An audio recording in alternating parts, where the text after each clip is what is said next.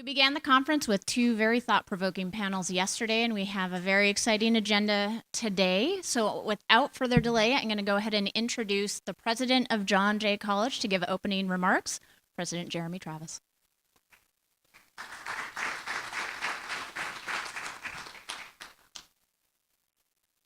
So good morning, friends. It's wonderful to see friends here from around the country and from my home city. And to welcome you all to John Jay College. Many of you are what we call frequent flyers. You've been here often over the past many years, and we're particularly glad that you think that this is a touchstone for you to come to John Jay and think about some things perhaps differently, perhaps deeper, perhaps meet some new colleagues, make some new professional relationships so that you can go back to your home city and continue to do the work that you do. I welcome you on behalf of the college and really on behalf of sort of a larger community of colleagues from around the country who are just grateful that you have given your time and your heart and your intellectual energy to this issue. And our hope is that this conversation will resonate in many ways, perhaps unexpected ways around the country, and that the people that you're in touch with through your professional work will be the beneficiaries of your presence here. So it's on their behalf also that I thank you for doing the hard work that you are doing starting last night and today. So I want to just offer some just more top of the head, stream of consciousness morning thoughts for you as you start your work. And I'm going to frame this in the context of a discussion that we had here yesterday at the college. So John Jay is a happening place these days. We love playing this role, working with our partners around the country and with foundations and with government, of being a convener. So we like to convene people. We think that's the role of an academic institution, is to provide a neutral forum, a safe place, as if you want to use that phrase, where people can come together and talk about difficult topics. There's a lot of difficult topics in our country. Lord knows in the criminal justice field, law enforcement field, we have our share of them, but there are a lot of them. And yesterday we had a symposium in the student cafeteria. You took it over in the afternoon. We spent the day there yesterday. That was, frankly, one of the more remarkable events of my professional life. And some of you, Thomas Apt was there, Michelle Svierdorf was there for a while. I'm not looking around the room. I'm not sure anyone else was. But we spent a day, 300 of us, talking about what to do about the challenge of reducing prisons in America. And Connie may know the person who was our keynote speaker. We ended our time together hearing from a woman, Andrea, I'm going to forget her first name. The last name is Anderson. It'll come to me in a second, who heads up the Californians for Safety and Justice, a relatively new group funded by a number of foundations. I think OSF, Lenny's put some funding behind them, who helped us think about a very different way of approaching the issues of crime and justice. And here we were talking about this from a incarceration perspective. So the privilege for me was that I had an opportunity to bring to John Jay and to that audience of 300 people the work that I was asked to do by the National Academy of Sciences to convene a consensus panel on the causes and consequences of high rates of incarceration in America. And this panel released its report in April in Washington. If you want to go on the National Academy website, you can check it out, nas.edu. And this was a review of the literature. That's what the Academy does. Doesn't break new ground necessarily, but a review of the literature on and the evidence on two big questions in our country. One is, how did it happen that in our democracy we've quadrupled the rate, not just the number, but the rate of imprisonment in America, starting in 1972. Up till that time, we had a very stable rate of incarceration, very low, about 100, 110 per thousand, 100,000. And then in 1972, something happened. Something triggered And we went into 40 years of steady, year to year, putting more people in prison. When crime went up and crime went down, when the economy was strong, when it was weak, when we were time of war, time of peace, Republicans, Democrats, didn't matter. We were just putting more people in prison. How did that happen? It's one of the more important questions, I think, facing our country. So we spent 2.5 years, 20 scholars, and I chaired the panel, answering that question. It's a complicated, profound answer, which I encourage you to take a look at if you're an amateur historian or if you care about why it is we have so many people in prison. But the second question was also really important. Not why, but what are the consequences of having come to a state in our democracy where 1 in 100 of us is today in prison or jail? Just no other country is at this place. And the consequences are profound. One is we were asked to look at the impact of this incarceration increase on crime rates. And that's an interesting scientific question. And there's no clear scientific answer, as often happens with social science. But what is pretty clear is that the efforts to answer that question have come up with a sort of a cluster of studies that say that the impact on crime rates is pretty modest, actually quite small. And then we looked at other consequences on the people incarcerated, and we've got 1 million more people in prisons. We didn't build 1 million more prison cells, so they're double bunked, they're triple bunked, and spending time in cafeterias that have been converted into dormitories. And we have 2 chapters in our report on the psychological consequences, one of them on psychological consequences of living that way, living your life in that environment, particularly on solitary confinement, which we use more than any other country. One on the health and mental health consequences. And then we took a look at the literature and the evidence on the impact on labor market participation. So we're taking 1 million more people out of the market and putting them back into the market. What does it mean when they can't do certain jobs and they've been not working on their skills for, on average 3 years? And they've lost that, get up and go to work ability. Half of them had full-time jobs before they went to prison. What does that mean for the labor market of our country? What does it mean for the families of those incarcerated? Children, women, it's mostly men in prison, but we're also talking about extended families. Grandmothers have been asked to do new work they were never asked to do before when their daughter is off to prison. We have 2.1 million minor children who have a parent in prison today. Quarter of all African American children are growing up and having a period of their life where somebody is in prison, one of their parents, who've never been here before. What does it mean for the larger sort of communities where we are now drawing people from at a high rate never before experienced? This is not universally distributed. It's coming from a small number of communities where people are being arrested and sent off to prison at rates we've never experienced. One of the stunning statistics is over the period of a generation. I don't have the graph to show you, but just imagine. Look at the baby boom generation. Look at a generation born 30 years later, and we look at the demographic most affected by our policy choices to put more people in prison, and we ask what has been the impact on young African American men who are high school dropouts. So for those born in the baby boom era, they had a 15% chance of spending at least a year in prison. 15%, that's actually worth taking stock of.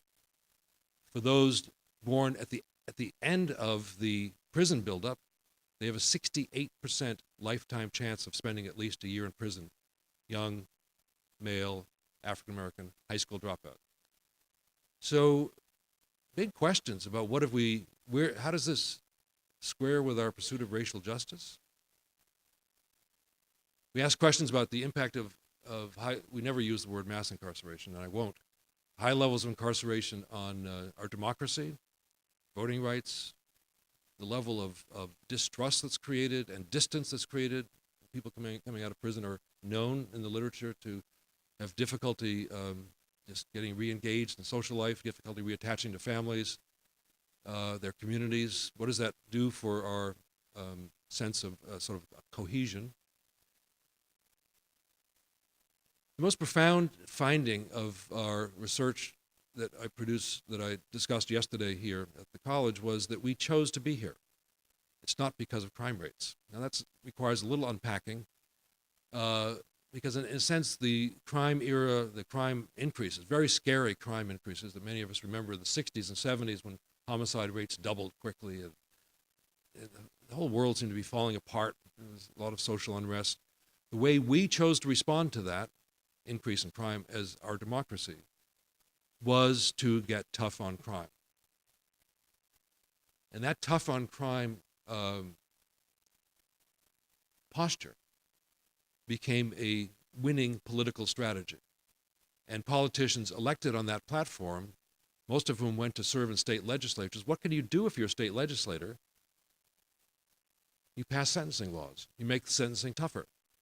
You decide that we're going to put people in prison longer. It's different from being elected as a mayor, where you've got a police department to worry about. You've got school systems to worry about. You've got the infrastructure that does something about crime to worry about. But most of these people running for state office and federal office who were tough on crime actually didn't have many choices, and it was pretty cost-free at the time. And let's lengthen sentences. Let's make more mandatory minimums. So we document in this book, if you're interested in it, you're interested in this history, the decade by decade by decade, the strategies that were successful: truth in sentencing, 3 strikes and you're out; life without parole; adultification of juvenile crime; mandatory minimums. We did legislatively, and in some cases through the executive branch, a number of things that had the result of 2 big changes that contributed to the crime rise, to the incarceration rise. We made long sentences longer. That's what truth in sentencing does. That's what 3 strikes does. That's what life without parole does. Takes people who are already going to prison and says you got another 5 years. You got another 10 years. As if we thought that was going to change the calculation whether to pull the gun. We know that it doesn't. But we put people in prison for those extra years because we thought it would, or we sort of gave that promise. And we decided to make mandatory minimums for individuals who judges otherwise would have sent to some sort of community sanction, and we took away judicial discretion. So there's this big shift in power to the legislative branch of government from the judicial branch and the executive branch. As the people said, we got to do something about crime, that became a winning political strategy.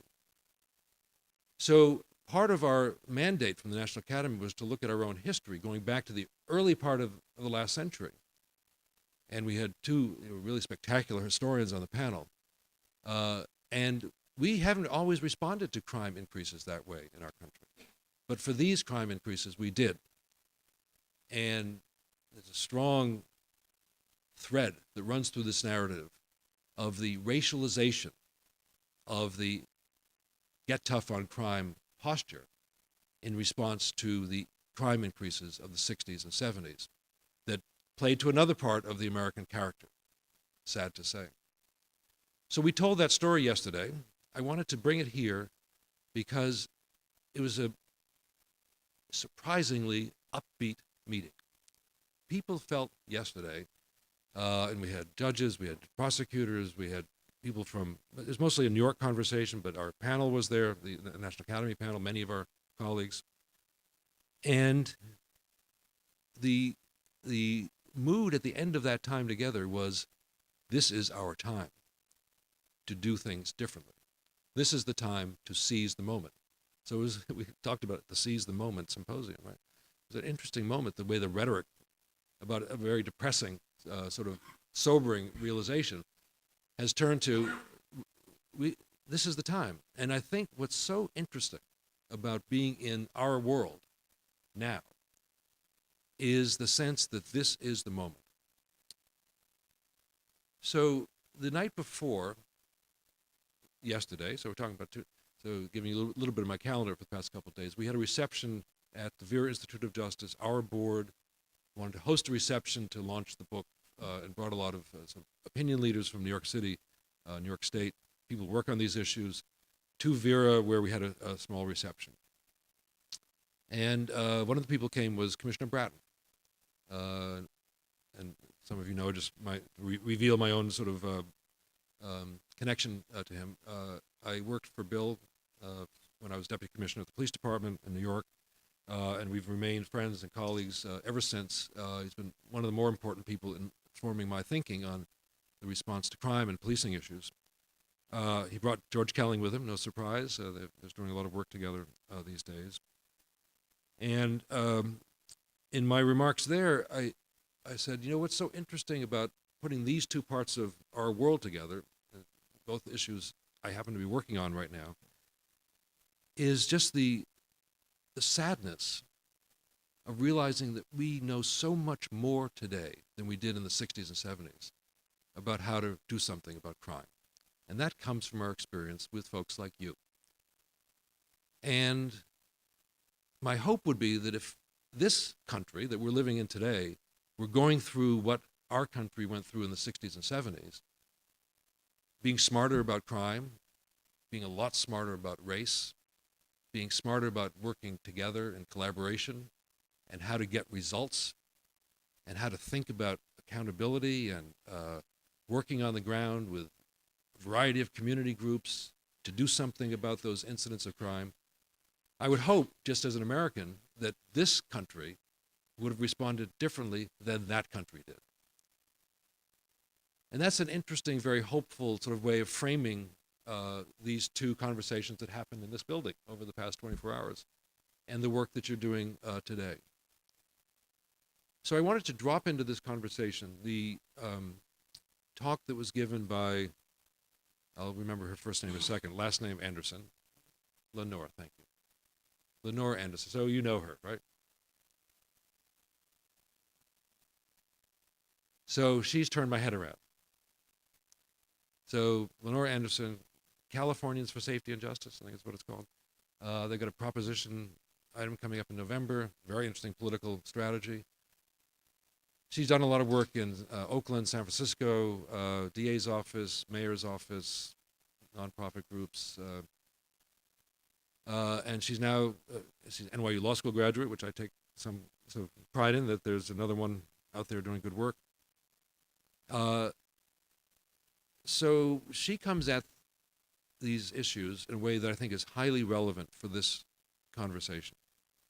She used to represent, I think as a lawyer, young people in the juvenile justice system, and told their stories yesterday about, she gave them names. This young person had witnessed, you know, two homicides by the time he was 12 and grew up in a single family household. This one had been in the juvenile justice system. This one had been kicked out of school. So she told stories of people that we all see at different points in our work in policing or with community groups, and told those stories through the lens of safety. Hence the choice of her name of her organization, which is so clever, I think. Safety and Justice. It has nothing to do about crime. Safety and Justice. And she said, we, you know, forget sort of root causes. You know, how do we solve poverty? What do we do about racism? What do we do about social injustice, income inequality? She said, just look at these young people. We failed as a society to provide them safety. And she said, when you look at the data, and now here I'm channeling the criminologists to look at this. When you look at the data, she said they were repeat victims again and again and again. It doesn't excuse at all what brought them into the juvenile justice system, but and maybe it explains on some psychological level who they were. But we should look at this as a society and think about how we didn't provide them safety. So Thomas, you were there. Am I getting this close to accurate? So, and I was thinking, okay, that's an interesting frame, and it helps us think differently about young people, a world that you know well. But how does that translate into a policy proposition or a reform strategy, which is why we flew her out from California to talk to this group. And she said what this does is it allows us to think about who should be at the front of the parade, as it were. So speaking on behalf of a different way of responding to crime. And it's a group of crime victims who she then filmed, that she showed this video, up there on the video saying, you know, this happened to me, it was awful, or I saw this thing happen to my brother, he was killed at this spot, And every day I come back here, I pay homage to him and respect to him, says this one guy in the video.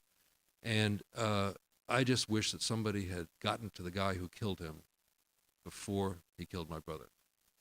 Or someone says, I was abused by my uncle and my family, and I just wish that somebody had realized that he was schizophrenic, right? So there's this, within the victims community, there's this sort of interesting untapped reservoir of desire that things be done differently. And I think that's an important voice for this conversation. But the larger point that Lenore made was, I think, goes directly to what you're talking about here, which is, it's not seizing the moment at a macro level, like we're doing now on incarceration issues, and you're doing on policing and race issues. It's a difficult moment that you're working with. We were talking about experiences that the pastor had in Ferguson. I mean, this is raw life coming into this conversation. We have things going on in New York that are raising issues of race to the forefront again, and when the commissioner comes this afternoon, he may or may not talk about them, but they're on everyone's mind. But this is the life we lead. It's not. It's maybe a little different with Ferguson, but these are the issues that we face, that you're facing. So the seizing the moment is, we know so much more about crime. We know so much more about policing, what's effective, what works, how to do partnerships, how to be less siloed and more collaborative in the way that we're talking about these days. But the seizing the moment is, in the way Lenore talked about it, as I was just working on it last night, has some very interesting implications, which is seize the moment when that crime happens, to figure out how to respond differently and how to respond in ways that hold people accountable for what they did. Crimes are terrible things, but also hold people accountable for their relationships to others, for making things right in a different way. We don't think of accountability that way. But also seizing the moment when something bad happened to another one of our fellow citizens who we give the label of as a victim, and recognizing, as Lenore put on the table yesterday, that the group of Americans at the highest risk of victimization are young African-American men. They are the most frequently victimized. Now, the work that David Kennedy does and others do that looks at interactions between in a gang setting or a crew setting, that we understand really well in ways that we haven't. That who is the victim, who is the perpetrator, who goes off to prison, who goes off to the hospital, may depend on what happens in a split second. That moment when things go down. But that only reflects a deeper reality, which is that the crime that we have to deal with in this country now is also concentrated in the same communities where high rates of incarceration are concentrated. And the response to that should not be, now I'll editorialize, this is not a National Academy statement, the response to that should not be send more of those young men out of those communities and off to prison, because actually the crime rates in those communities are the lowest that they've ever been in our country. I was talking with Gary on the way up, and his crime was the lowest in 62 homicide rate. I mean, that's unheard of. We have the same stats in New York. The offending rate of young African-American men is, Rick can correct me if I'm wrong, the lowest it's been in a long time. So why are we sending so many of them off to prison for longer periods of time than ever before, when we know that those long prison sentences don't deter crime? That's the moral challenge.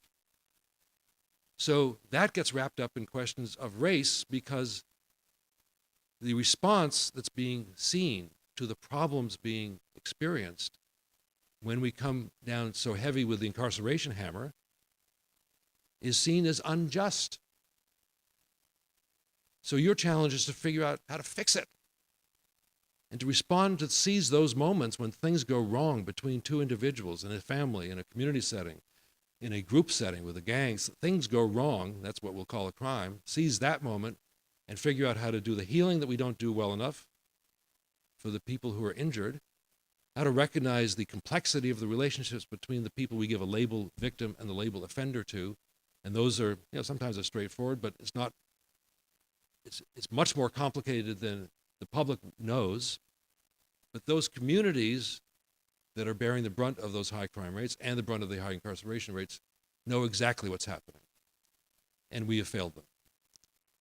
And I think in this room and in the room and what's reflected here in the street knowledge, the managerial experience, the policing knowledge that we've gained over the last 20 years or so, community knowledge that's available at these tables about what's happening in communities, the pragmatism, the let's figure it out attitude that permeates our world in criminal justice these days, the concern about data, concern about results,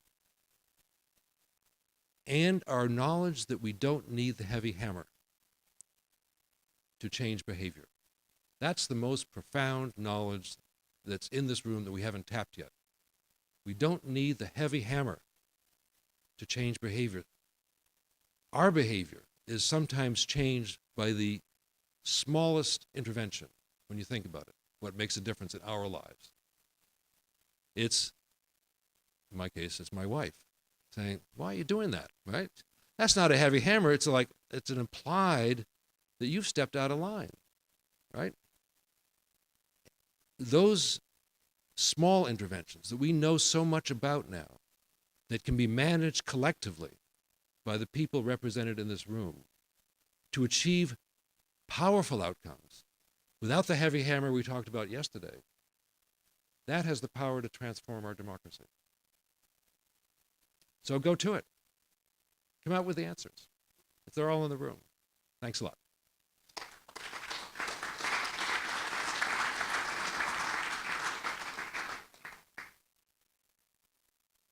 So I think with that, let's get to work, right?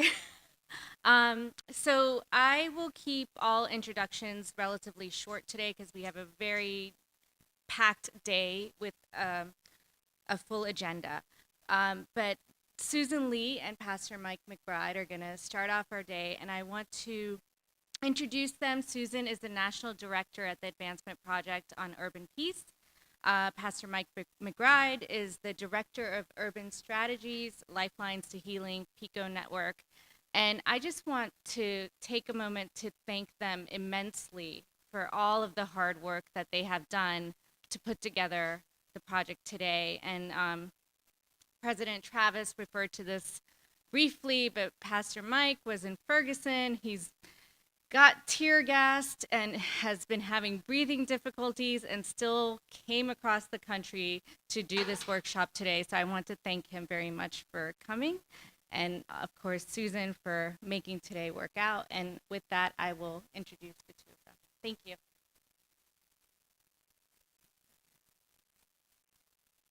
Good morning.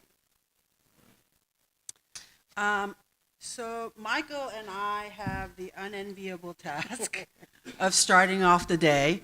And we want to say as little as possible because what we recognize is that one of the reasons why this room is not bigger than it is because we really wanted to have an intimate conversation. And we recognize that the folks in the room have all the expertise and the knowledge, and that those of us who are going to be up here are really up here as part of that dialogue. And so we want to spend as little time as possible talking and moving forward into the dialogue session. So I'm going to go first and talk a little bit about the model that Advancement Project Urban Peace works with.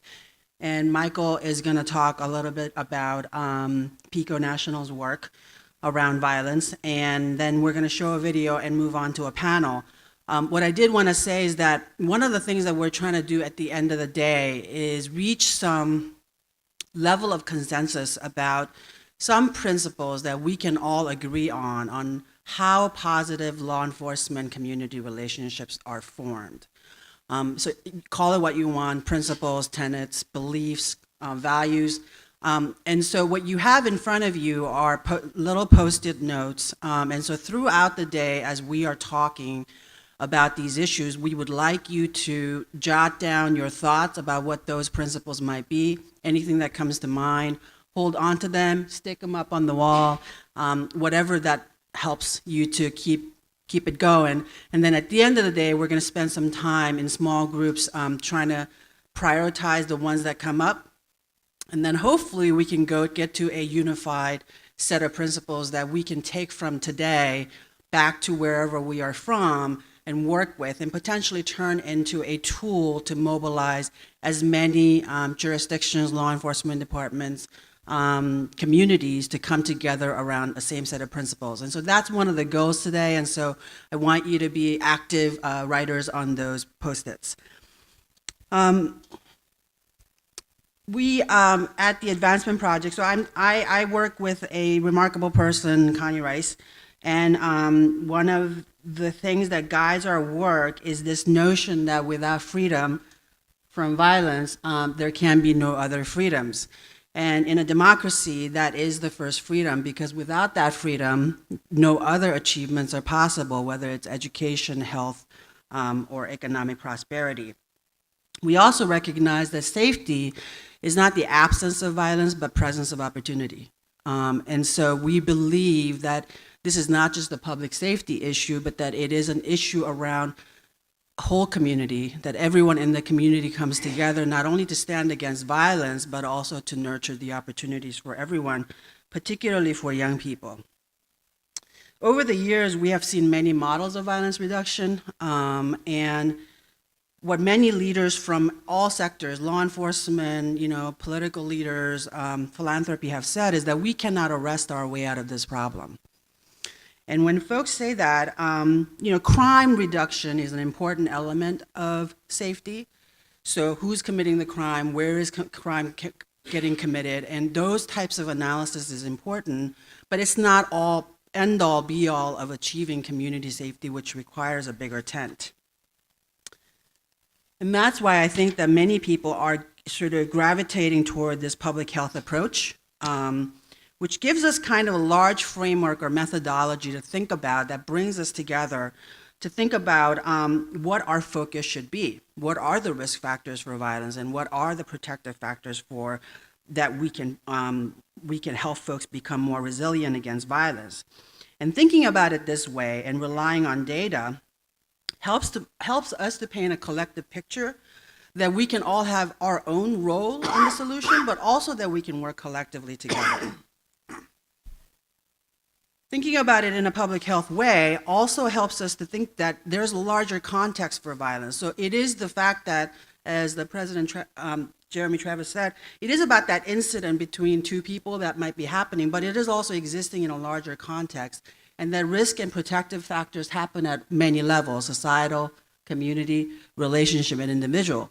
And so young people and parents have their role to play in reducing violence, but so do schools at the community level, so do community intervention levels around violence, and of course changing societal norms, like changing the way we view young men of color and how they are portrayed in the media. So in our work at Advancement Project, we have done 19 drill down assessments gathering primary data, talking to about 5,000 people over the last 6 or 7 years, and have looked at lots of best practice research around violence. And what we have found is that in almost all gang violence entrenched neighborhoods, you will find these 10 root conditions. They're pretty familiar. So overbred suppression, lack of primary prevention, so lack of safe places for kids to go, lack of economic opportunity, lack of reentry, unsafe schools, isolated families who are disconnected. We've also found one of the interesting things is that where violence tends to flourish the most is where there's a jurisdictional kind of black hole, where there's a governance, absence of governance. So in places in California, what we call them unincorporated areas, is where we find gang violence the most prevalent. And so again, I'm not going to go through all of that for time's sake, but we do find these 10 root conditions in the violence entrenched communities. And to address these 10 root conditions, there is an agreement, I think consensus that's emerging, that we need this spectrum of interventions that goes from prevention to intervention to targeted suppression and reentry and equitable distribution. And I go to a lot of places and a lot of folks will say, hey, we've got all of those things. And so what's important about this spectrum is that it's not enough that you have each of these elements, but that they are coordinated, that they're all mission aligned towards one thing. And that these resources are available equally throughout the community. So do all the folks on one side of town who can't cross the gang boundary really have your access to your prevention services? Or are there residents who are too intimidated to even call the police? And is there enough investment into prevention and intervention as much as you may be investing into law enforcement and suppression? So all of that is about the equitable distribution of resources, which is a key element of this spectrum. And then finally, working in the communities, we believe in these three principles, that it's got to be tailored and culturally competent, that you can't really go into a community without knowing that community well, and that you've got to have a data-driven policy-making process, and that everyone has to be accountable to each other, including government and community, to the goal of violence reduction. And you put it all together, and you have what we call the comprehensive violence reduction strategy.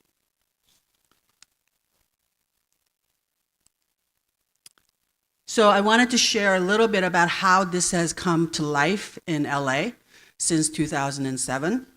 In 2007, the city adopted this comprehensive public health approach to violence reduction and established 14 what they call gang reduction and youth development zones throughout the city. And in those places, they have prevention intervention resources, but also a new way of collaboration between law enforcement and the community. What we have seen in the 5, 6, 7 years that we have been implementing this approach, we've seen 42% reduction in gang-related crime throughout the city, 52% in reductions in shots fired, 48% reduction in assaults with a deadly weapon on an officer, which is really key statistic for me because it signals that this approach is not only making communities safer, but it's also making it safer for the officers. And 48% reduction in gang activity by those youth that are served by this model. So how do we get there? I mean, we're obviously a work in progress.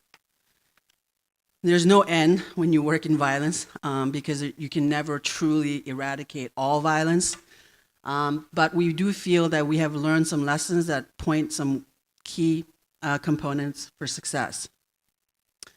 So we needed to first create one picture that everybody could buy onto. And so that was the 2007 report that Advancement Project did at the commission by the city. What it did was to provide a diagnosis of the problem, not as a public safety problem, but as a public health problem. And I use that term public health pretty loosely because we were using that term not necessarily to be rigorous about a public health approach, although now we have much more meat to that approach, but to say, to counterbalance it to this notion that you could arrest your way out of the problem or that it was only a law enforcement problem. But what we were trying to signal was that this was every sector needing to get in the same boat and row in the same direction. So we had that moment of diagnosis, which was then really crucially followed by political will. And without that, we couldn't have moved the system to adopt a new approach of dealing with gang violence. So the mayor adopted and established the grid zones, but he also protected the budget throughout the fiscal crisis years. And so from 2008 on, when all city budgets were in a crisis, we did not see a reduction of investment into this approach from the mayor's office. The other remarkable thing that did happen in LA is that the city council members also had a courageous moment. And so before the resources were being divided by 15, the number of city council districts, when they adopted this approach, they actually decided to abandon that way of getting money and instead decided to invest it into the highest need areas. That was a huge policy shift from the way things had been done in LA.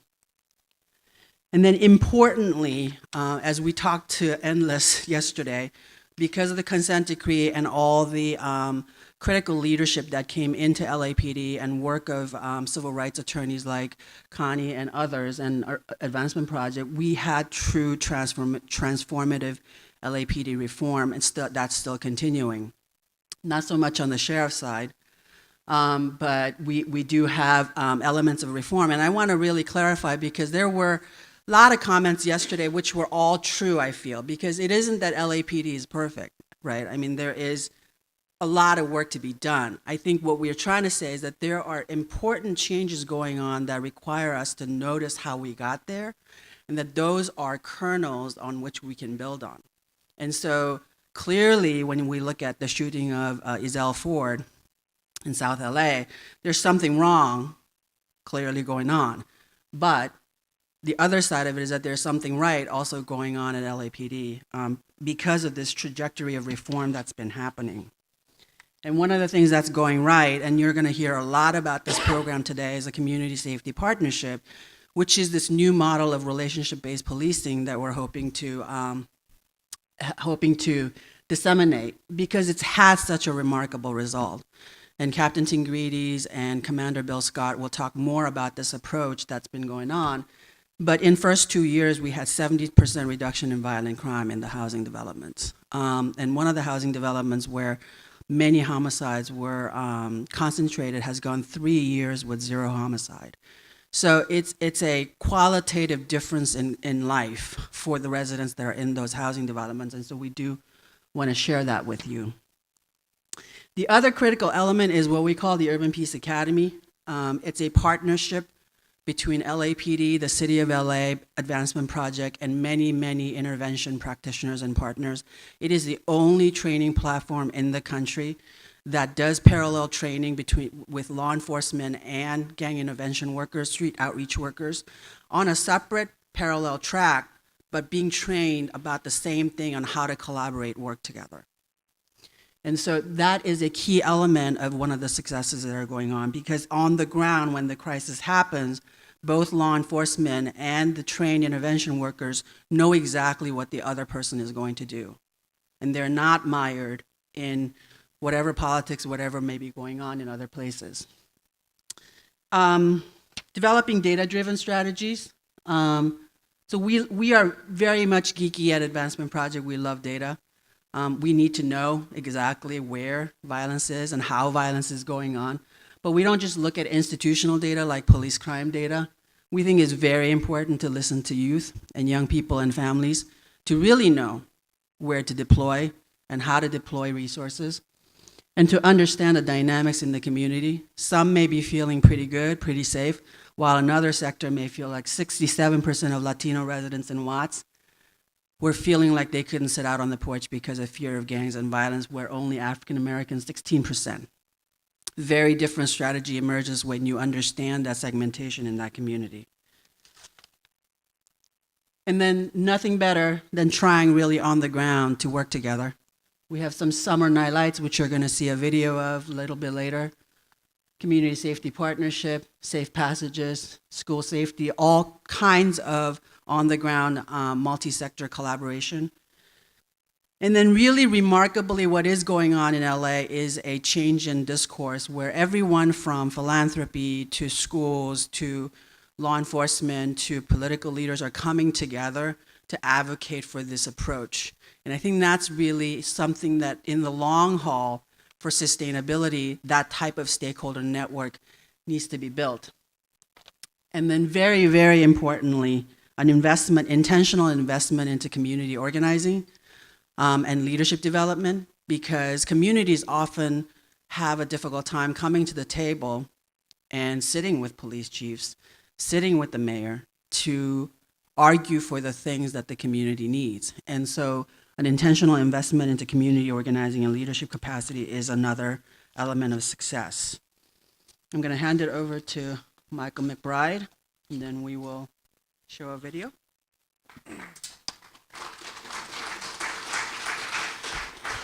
As he's getting that set up, I want to appreciate getting a chance to work with the whole committee, and certainly Susan and Terrence and Preeti and everybody. I think, part of what we realize when you look at the agenda, and if you've come to these sessions a lot, like some of us do, much of the time, the community voice or leadership are not always leading these conversations. We are often on the receiving side.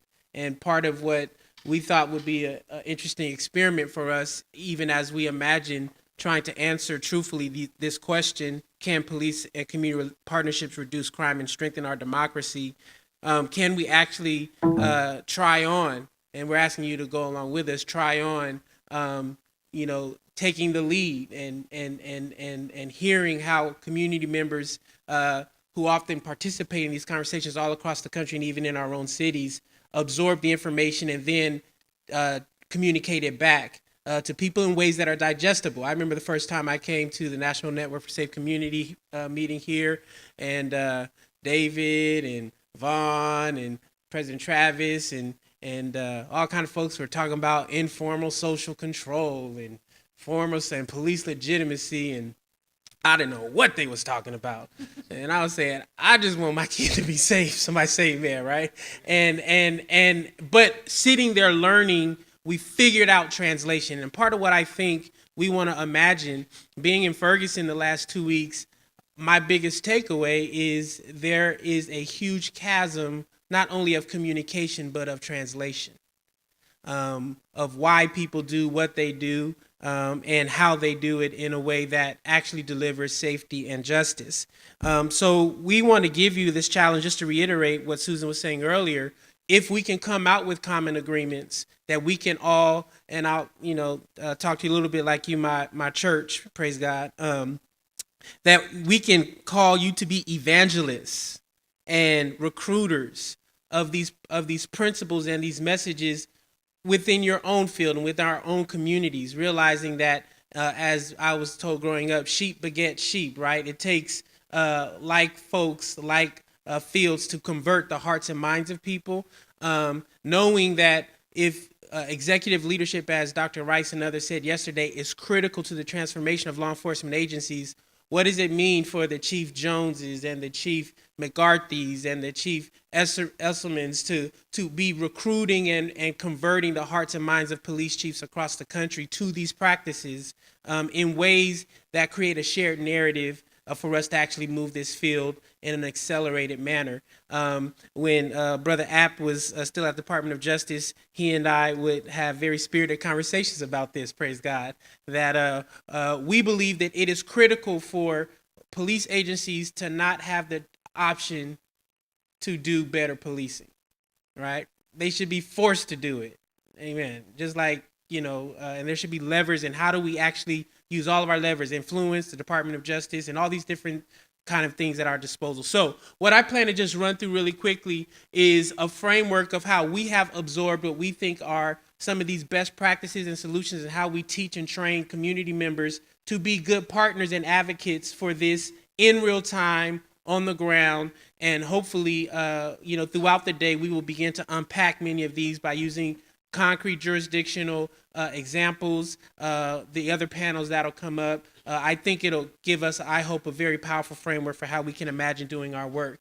The Live Free campaign is, just to give you a quick overview, is a campaign of the PICO National Network. We are a community organizing network, largely of faith congregations, but some schools and community groups. And we organize people of faith around shared values. In our network across the country, we have over 1 million people of faith, a couple thousand faith congregations, about 150 cities we're working in, and about 50 or 60 local and state chapters.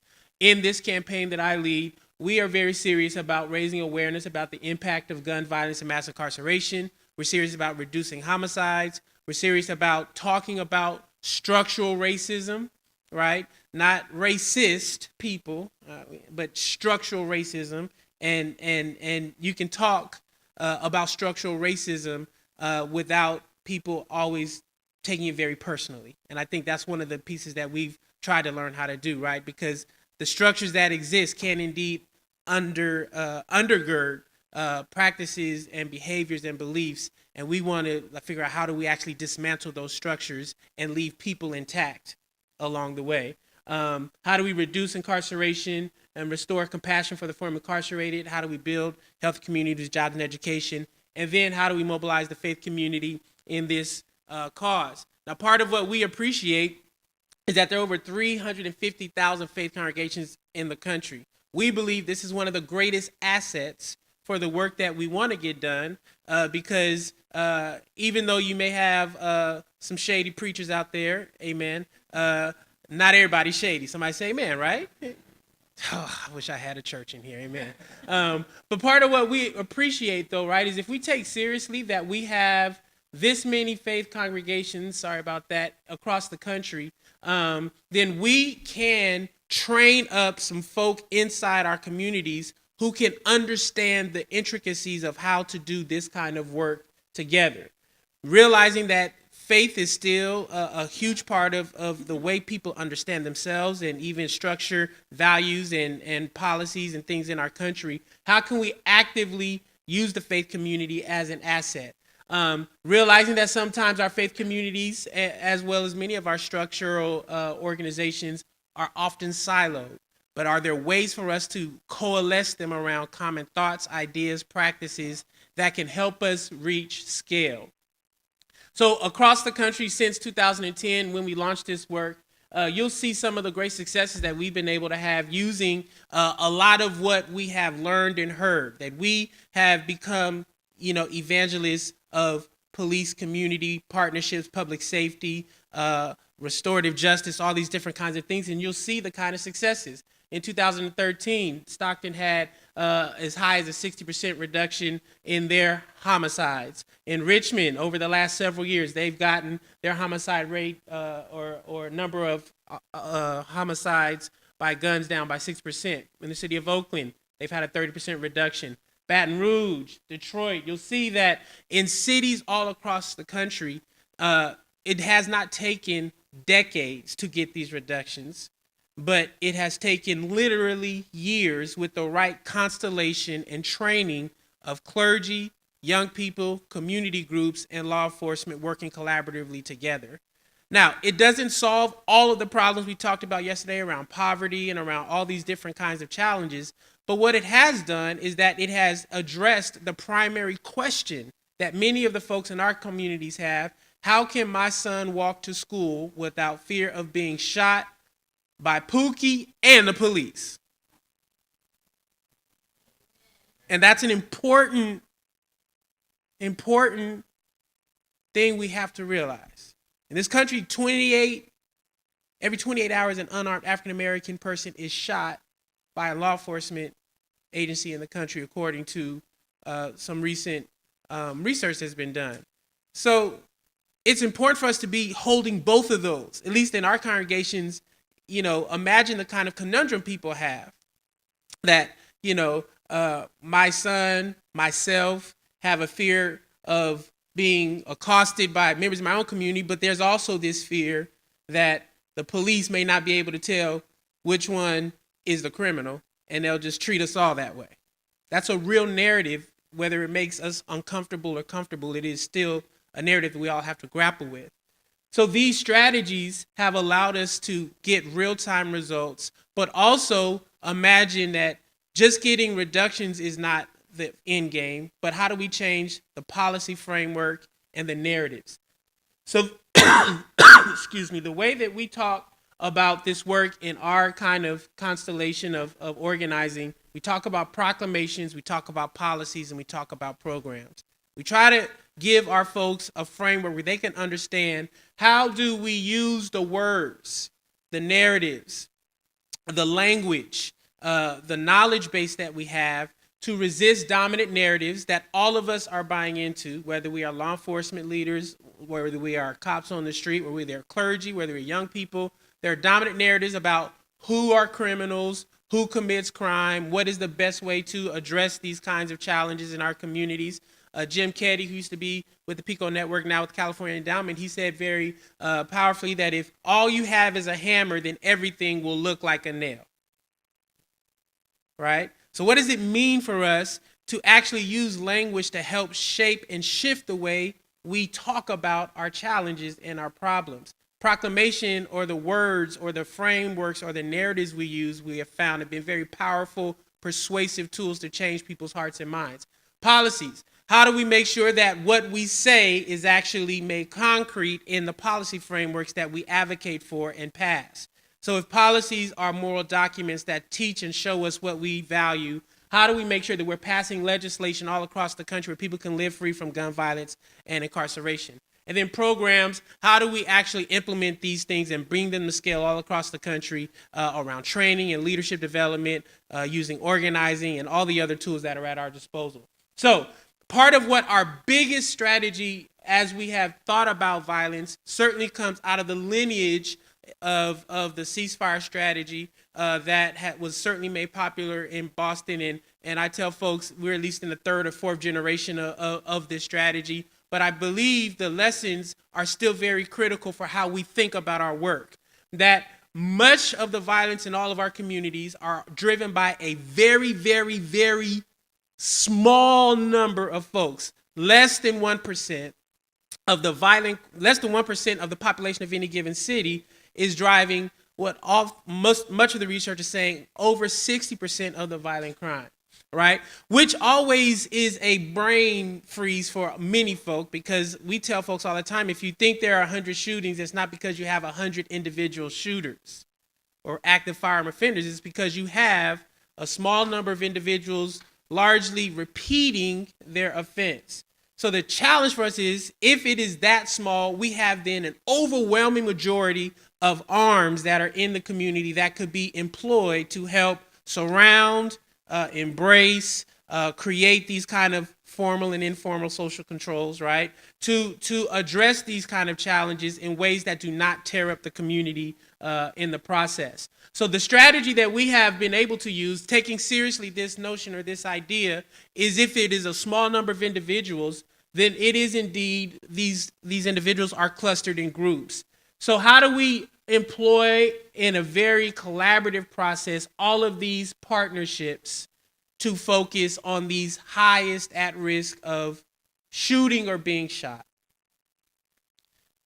How do we get enforcement partners to the table? How do we use the clergy and other community-based organizations' activities? How do we have a very rigorous and disciplined communication strategy? How do we use the gang outreach capabilities and services that are at our disposal? And how do we actually use the services, jobs and mental health services, et cetera? How do we get all of these folks moving, not individually, but collaboratively? We have found that certainly using all of these kinds of communication strategies have been very powerful. The call-ins, I think all of us who are familiar with these strategies are know that is kind of one of the bread and butter practices that are used. But there are also other kinds of communication strategies that are attempting to get into the ear and the lives of these young folk and highest risk offenders and help them be redirected in a powerful way. We have found, and this is where I think our next iteration of organizing and where I think law enforcement leaders can start to be helpful. We have found that, the cost certainly in California is $60,000 to $100,000 per person to incarcerate. The RAND report and the CDC has put out research that says every homicide in a city costs about $2 million per homicide when you add up all of the costs. That there is an investment that is going to happen in this kind of field, whether we like it or not. And the question is, do we value the lives of those at stake in such a way that we're willing to invest not on the back end in a very expensive manner, but on the front end, right? And can we have law enforcement leaders helping us to make this kind of argument? If we get a 25% reduction, continue to get 25% reductions in say, Oakland, which, we on our way. Somebody say amen, right? That means that if we take that number, 25 less homicides means that we've saved the city $50 million, right? Just if we just use some basic math. What does it mean for us to actually then begin to reinvest those savings into the infrastructure building, schools, jobs, et cetera? That kind of shifting, we think, is what is really at stake when we start to talk about monetizing the way we deliver public safety across the country. I am, running out of a whole lot of time, but we use the My Brother's Keeper as a framework to organize folks all across the country, not necessarily because we felt the My Brother's Keeper accomplished everything we were concerned about, but we thought it was a political moment, a political opportunity to organize folk, to convene folk around some of these common practices. So we did some Sabbath events and we brought folks together. We used these kind of biblical texts to kind of help challenge clergy. This is the favorite one that we have clergy read during their church services. It usually gets them really upset. But that's, if you reading the Bible, you ain't getting upset, then you ain't really reading the Bible. Somebody say amen, right? It says, I can't stand your religious meetings. I'm fed up with your conferences and conventions. I want nothing to do with your religion projects, your pretentious slogans and goals, sick of your fundraising schemes, public relations and image making. I've had all I can take of your noisy ego music. Do you know what I want? I want justice, oceans of it. I want fairness, rivers of it. That's what I want. That's all I want. Teaching congregations to reorient their sacred spaces to actually belong to folk. We teach them about implicit bias. We teach them about unconscious racial anxiety. Terms that may seem heady. We teach this to our law enforcement leaders and partners. So all of us can move past the kind of pigeonholing of am I racist or not, or do I struggle, or am I impacted by my implicit biases or unconscious racial anxiety? I won't have time to show all of this, but the end result is we have a small circle of concern, and many times the communities, the police officers, depending on which side of the equation you are on, don't fit in our circle. By our work, we are trying to widen that circle of concern. And I think Brother Teny Gross and a few others will come and talk very powerfully about this. Who do we include in the beloved community? All of us have to be able to fit in that. And part of what I love about our work is I'm hoping we can be bridging the police and community partnerships in ways that help us trip off this, to be curious, to be collaborative, and to be constitutional.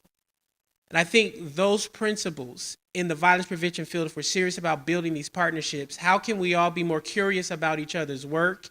Because how many of you know, even in our sector, there's a lot of set tripping going on, right?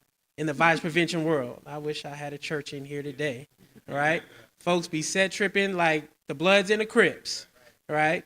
Jurisdictions be set tripping. All of us be set tripping, but how can we use curiosity to help bridge our differences and learn more about each other and the work that we do? How can we be more collaborative? How can we be more constitutional? So I'll stop there. I think Susan's going to come back and set us up for our next panel. But throughout the day, I think these are some of the themes that we're hoping we're able to unpack and stimulate and catalyze us to be arriving at some common ideas. Again, writing them down will help us be able to accelerate that process at the end. So I hope folks are taking great notes and great kind of bursts of inspiration are coming, and we'll look forward, hopefully, of pulling all this together by the end of the day. Thank you for your time and your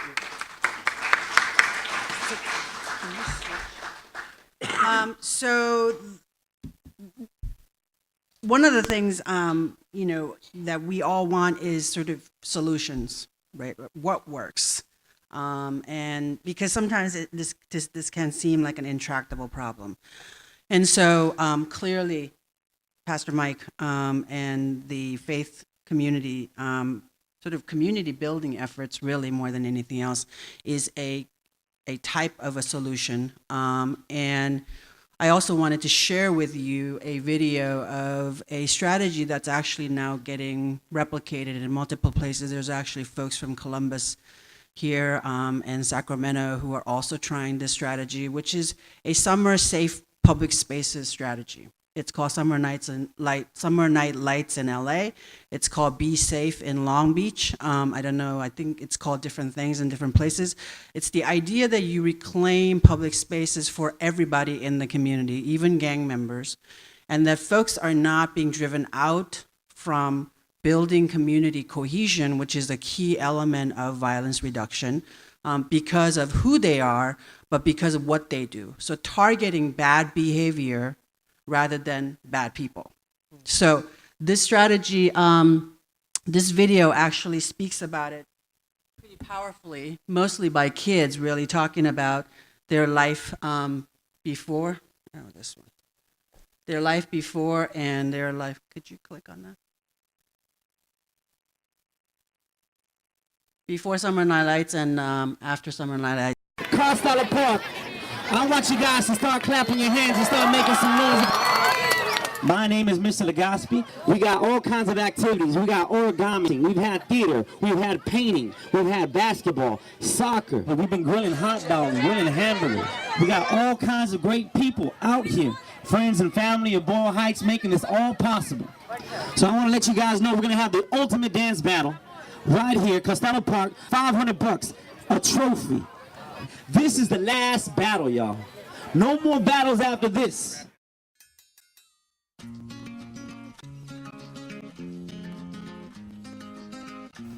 Everyone sees the fun in the Summer Night Lights programs at our city's parks. What they don't see is the crime reduction around these parks. The Summer Night Lights program is based on the idea that we need to extend our programming at our parks. 32 parks open till midnight from Wednesday to Saturday evening for 9 weeks, and we work to create a ceasefire around those parks where we get the neighborhood gangs to agree to a peace at the park. Before Summer Night Lights, this park was always empty. There was only the gangsters that would kick it right here. People wouldn't like to come out because there was a lot of assaults right here, a lot of stabbings, some cases of murder right here. And well, a lot of people would be scared because of the intimidation of the gangsters, because they would try to come and they would just jack people. You're at the park and you're in danger of being in between two big rival gangs that any second, any time, there could be shootings. You go out of your house and you don't know if you're gonna come back alive, And I've seen people shot dead in front of my house, like a couple of feet away from my house. It's broad daylight, kids are playing outside of the basketball courts, and they'll come running in my house saying, they shot someone, they shot someone.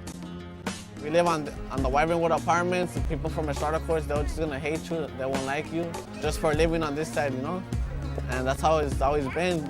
People that would live on the Wyvenwood apartments were not able to cross over to Estrada Courts without being kicked out or intimidated.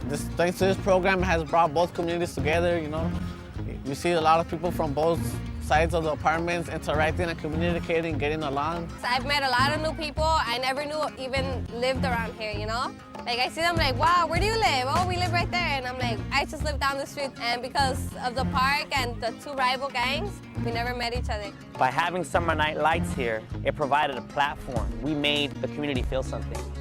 And they were able to exchange and share conversations and break bread with people that they normally would not. So instead of, competing with violence, they're competing with energy and with talent and in skill. And that's what the dance battle was about. It was really what I thought the finest piece of cultural exchange happened at Costello Park. It was access, it was entertainment, it was straight just positive energy, positive vibes. Not only that, you saw the youth looking at these older people do this. And so now they're learning from older people that they would look up to.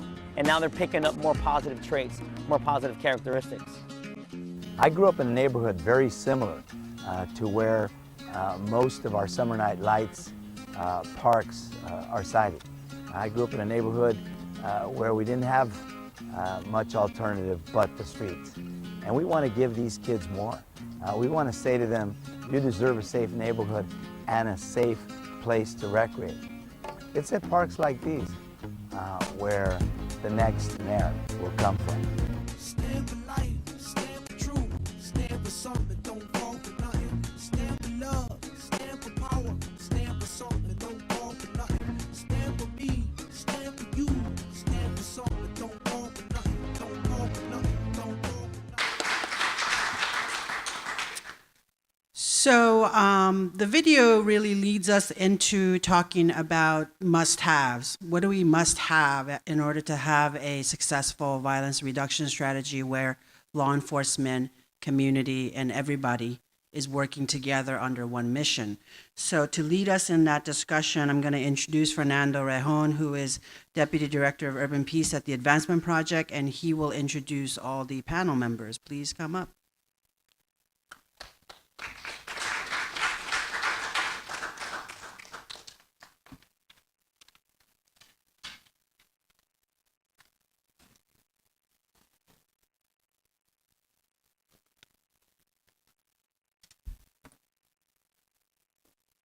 Good morning, everyone.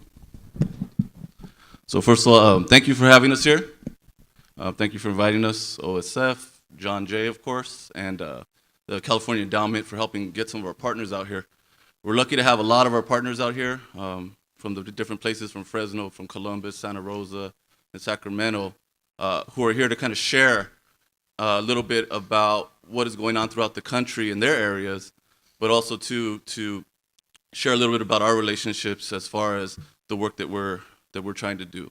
And so a lot of this is, a lot of times when you come from Los Angeles, in our experience, is people say, okay, well, you're from LA, so you think you know everything, right? Not necessarily the case. For us, it's very important that we learn from everyone. One of the key things is that we say violence knows no boundaries. So whether that violence is going on in South Africa, in Central America, in Watts, Harlem, or Ferguson, people are struggling. And it doesn't really matter what color they are, is that when kids are dying in the streets, we need to do something about it. And it's our responsibility. One of the things that I was thinking about is, how many people here have been to Ferguson? Can you raise your hands? Okay. How many people here have been to Ferguson but never been to Ferguson? You know what I'm saying?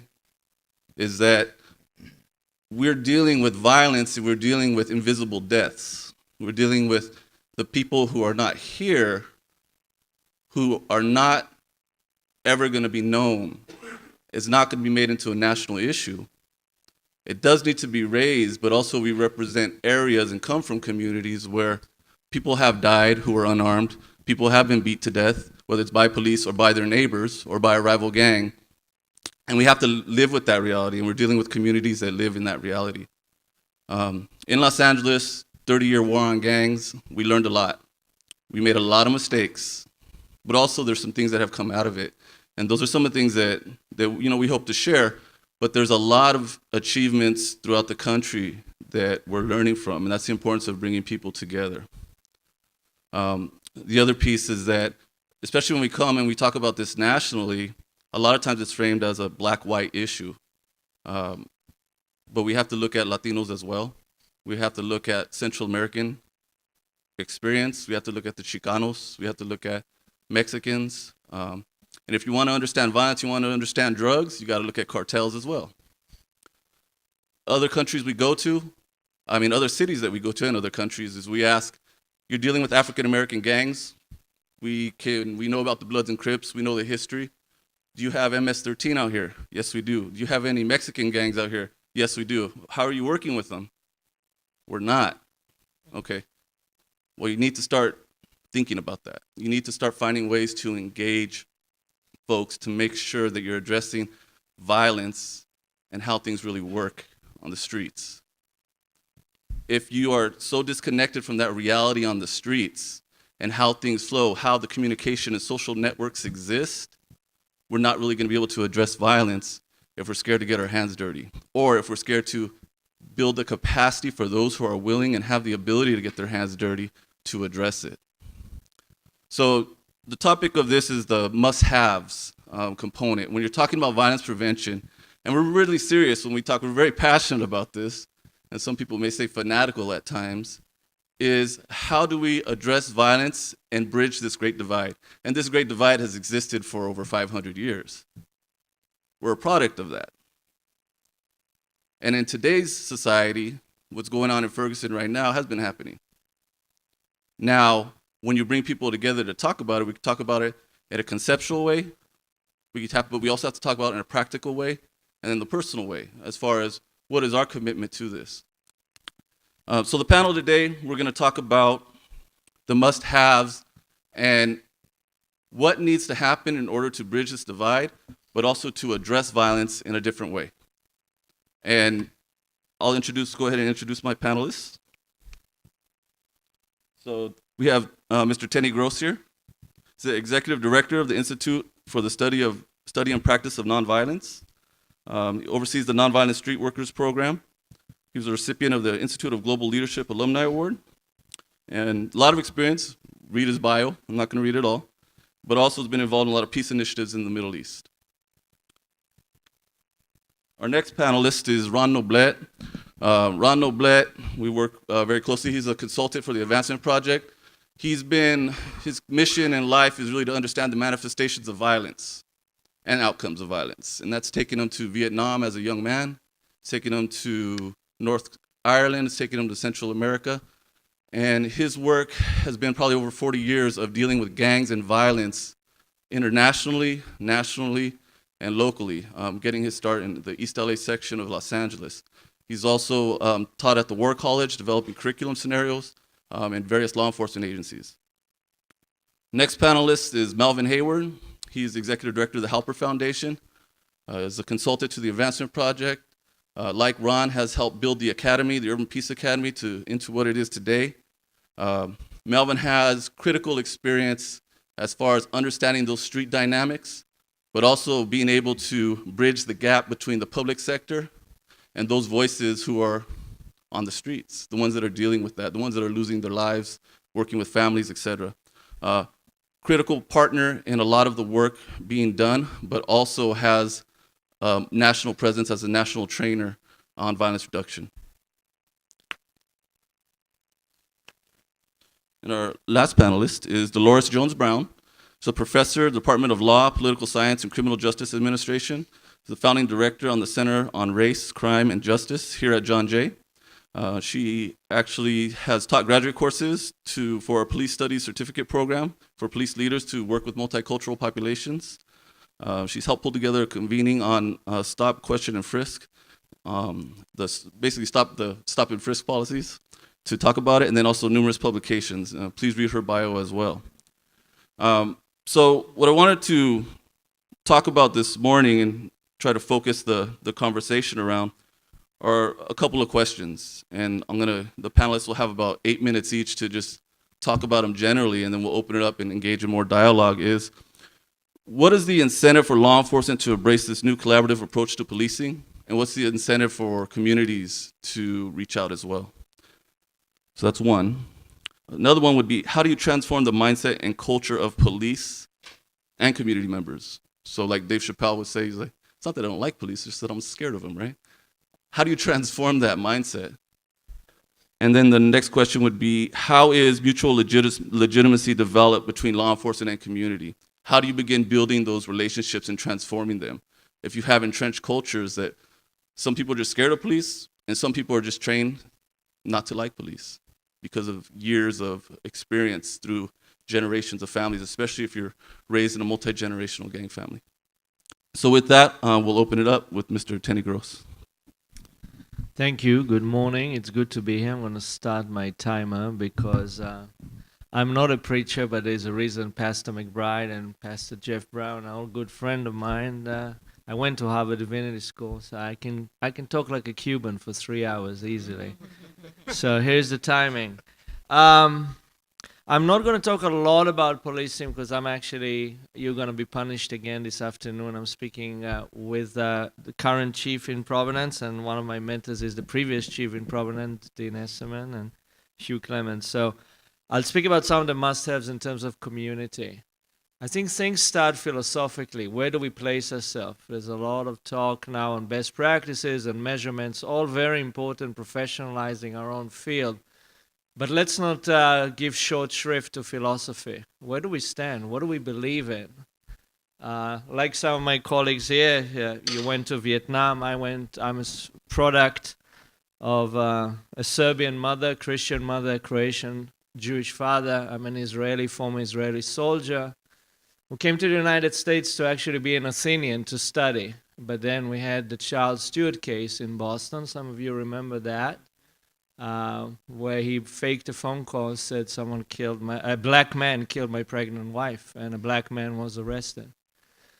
And that brought me into literally, I think, the arms of Reverend Brown and Rivers and Hammond that created a 10-point coalition of churches. I was studying political philosophy and photography. I was hanging out in a black-owned jazz bar, and 25, 27 years later, I stumbled into doing something that I feel one of the luckiest people in the world. But philosophically, what drives me crazy about this very wealthy democracy, Jeremy talked about it this morning, capitalism is about efficiency. That's why it's better than any other system, allegedly, right? It's efficient. Well, what is the United States incredibly wasteful of? Human capital. Right? If one in the inner cities among young black men, I sometimes think it's 1 in 2 is going to go to jail. I think today he said a number. We could talk about efficiencies and productivity. When you waste human capital, like what's more important than human capital? What's more important than human capital when you waste so much of that? So I'm in the recycling business. It happens also to reduce violence really well, but I hire ex-offenders who are serious shooters, the former leader of the Latin Kings in Rhode Island, the former founder of our biggest Asian gang, and that's one thing, we cannot exclude Asians who came here from Cambodia, from war zones, went through a lot of trauma. The former founder involved in homicide of our biggest Asian gang is someone that if something happens to me, I will leave my children with for the rest of my life. And on it goes like that. We have this great human, and for me as a former soldier, it's a bit easy to sympathize that some of us act violently because we're just a product also of an environment, particularly young men whose frontal lobes are not developed yet.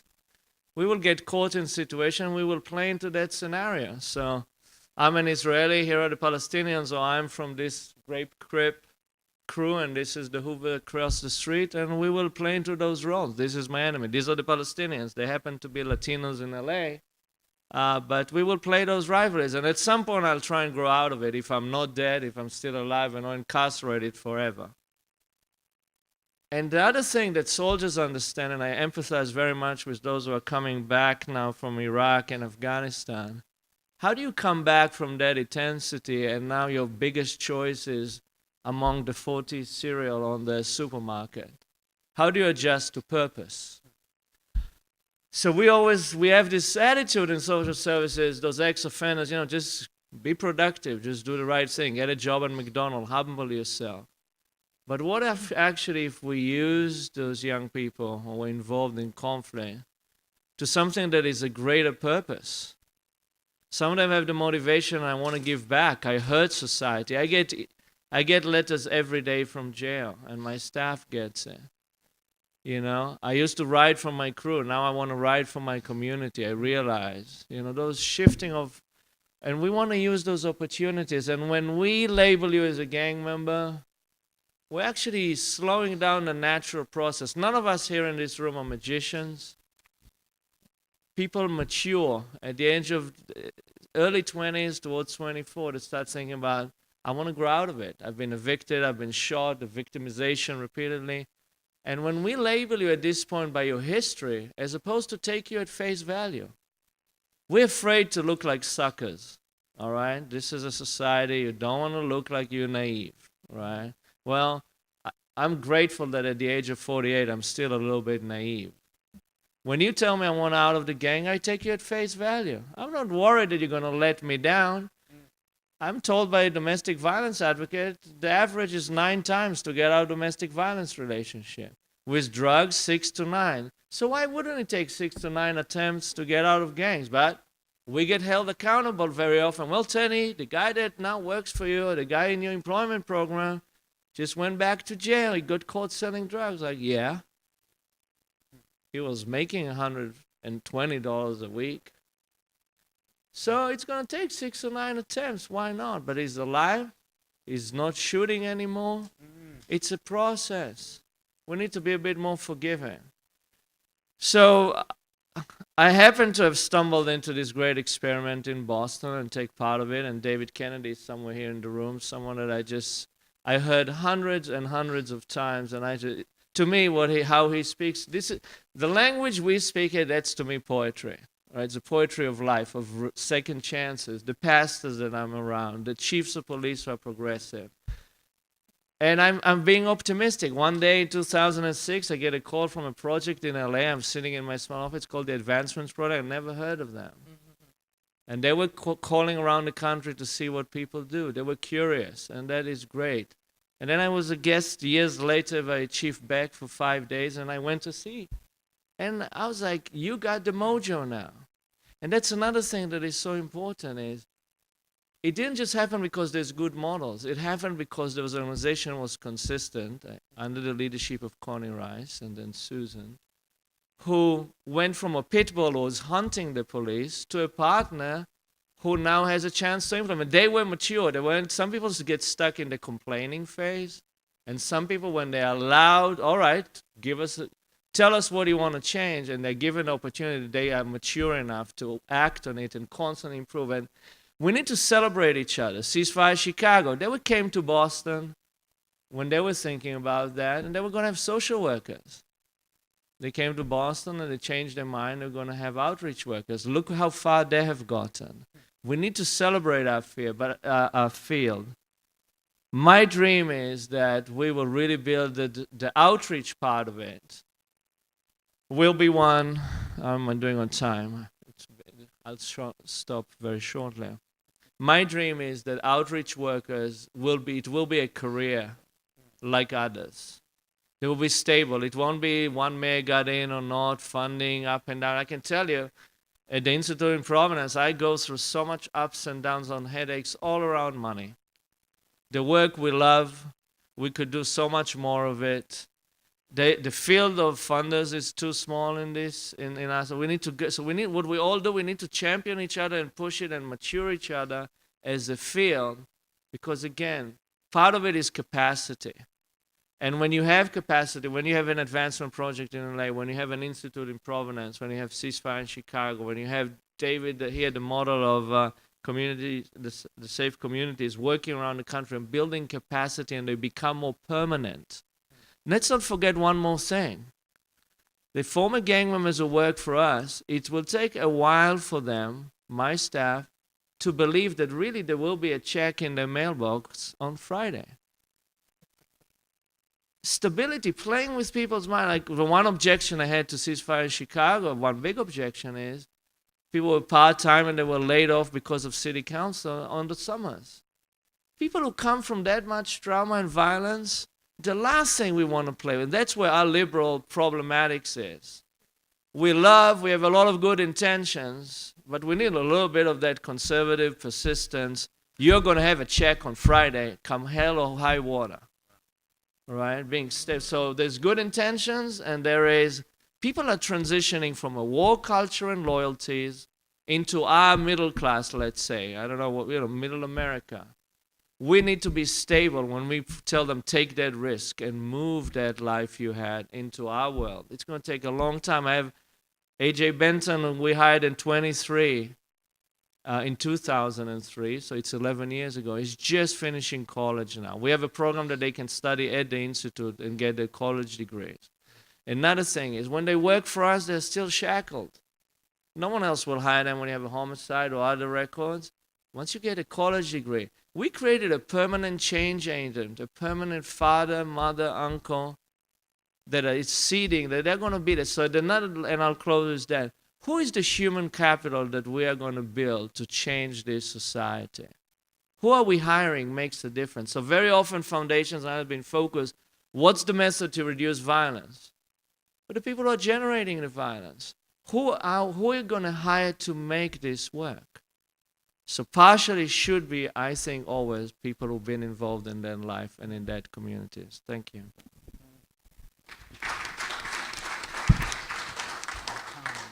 Amen.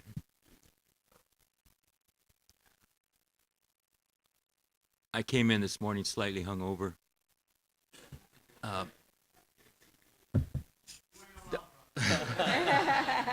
Dr. Travis started talking, and I was whipped to a frenzy in about three sentences. And as he was talking, I thought about a book that really resonated with me when I was much younger. And it was in '65 it was published.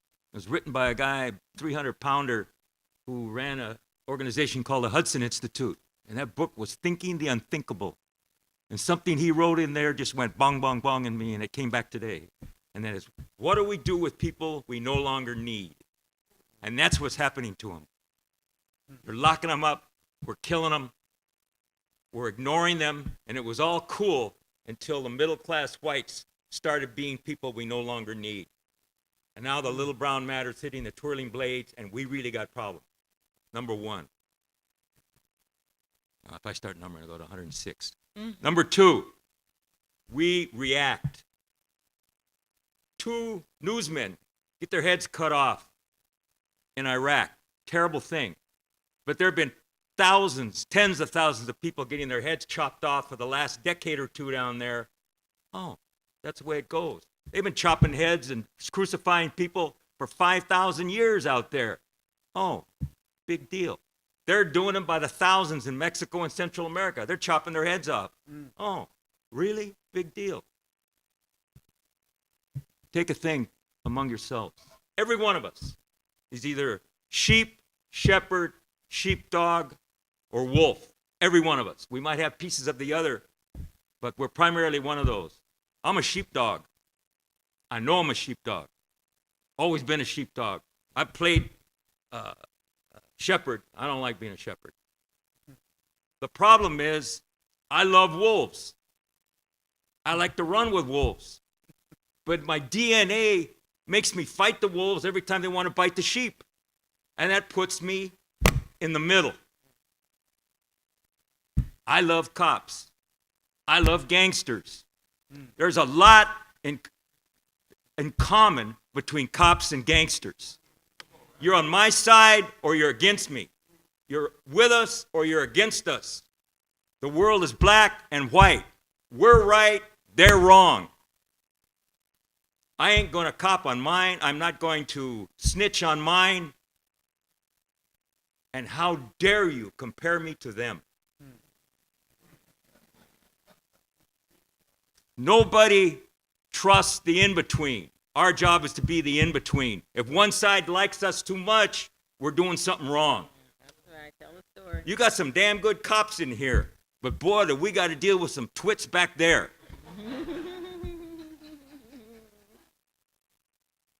I like gangsters. And some of those guys would cut my throat in a minute if I turn my back on them. But that's the way it is. That's the game, the way it is. I love concepts. I love ideas. I love philosophies. It ain't jack on the street. It's what works. It's what works. Now, our leader is here today. And she is she who must be obeyed. No question, no ands, no ifs, nor buts. But we can't be her when we're out there. We have to be humble. She's not. We have to be humble. And the more humble you are, the more effective you are when you're in the streets. We got to have people on our team. We have people that will be up here today. We have people that are up here right now. These guys know what killing's like. That's what it's all about. That's violence. Of the 6 reasons for violence, revenge is the scariest, because revenge burns itself out and it's very difficult to stop it once it gets going. What intervention does is get to the people who want revenge and talk to them. And you can't talk at them, you have to talk with them. And as long as they're talking, they're not seeking revenge. Police primarily have other things. They have to deal with the one I want and I'm afraid. And anybody that tells you they're not afraid is either stupid or a liar. And a lot of people deny the fear that's within them every day, and we have to deal with gang members and gang workers and intervention workers and cops who pretend they're not afraid and puff up like this and show you how tough they are. They're afraid. Legitimacy comes from power. We put legal things on it to make it so that we can butter it up and so we can paint it up. So we make things legal. So that when people come in, they could kill you, and we say, well, they didn't really kill you. They were making sure that the law was kept there. So if you're in a nice, rich community, if you got money, you protect and serve. If you're in the ghetto or the barrio, you make sure that the law is implemented. And that's how you look at the world. What we have to do is persuade cops and community that it is to their best interest to talk to each other and to listen to each other. It's easy for me to talk at you, but my God, when you start talking back, oh, I don't want to hear that shit. And who do you think you are? Blah, blah, blah, blah, blah, blah. And I've been with some of those 250-pound ladies when they start blah, blahing, and I want to knock her out, and I don't even know her. And different cultures react in a different way. Blacks get loud. They get loud. And Latinos, when they're just as ticked off, they get quieter and quieter. And both will read the other the wrong way. Both will read the other the wrong way. And it was hard for us to get people to acknowledge the cultures are different. Yeah, I know minorities. Yeah, well, crap, what the heck's a minority? There's a lot of whites and minorities back there. And the white tribe and the brown tribe and the black tribe have subcultures within them, and they're all different. And we can't look at all of them the same. And it's real good to assess and analyze in a protected atmosphere where reality has no relevance whatsoever. But we have to be pragmatic. What works? And that means we got to try a lot of things. I'm not a nice person. I try to be, but I'm not. I respect someone that can go in and deal with nonviolence, and I'm all for it. I can't do it, but I can talk a green streak if somebody's got a gun in my face. Or is it a blue streak? In order for the community and the police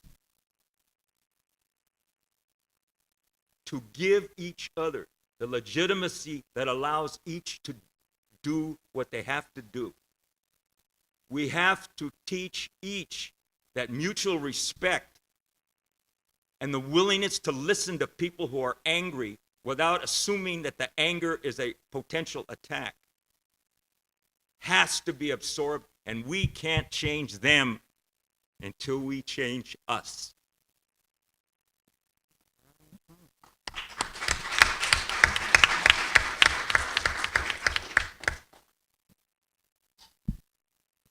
Great words, Ron. I want to paint a picture here.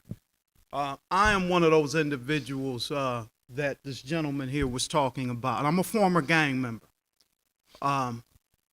bred to hate people.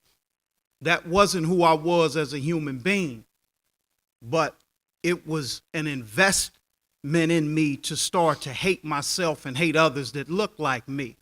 Was shot at 19 years old, point blank, shot at 15 times, only hit once.